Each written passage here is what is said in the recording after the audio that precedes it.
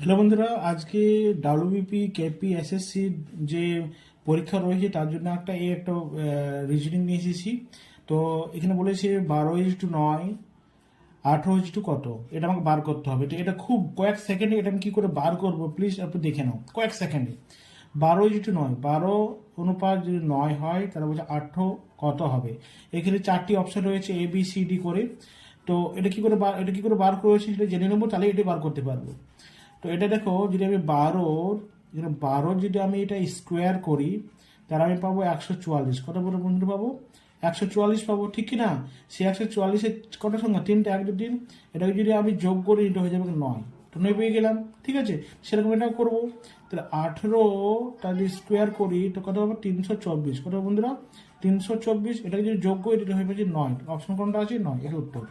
ভিডিওটা কেমন লাগলো প্লিজ আমাকে জানাও কমেন্ট করে।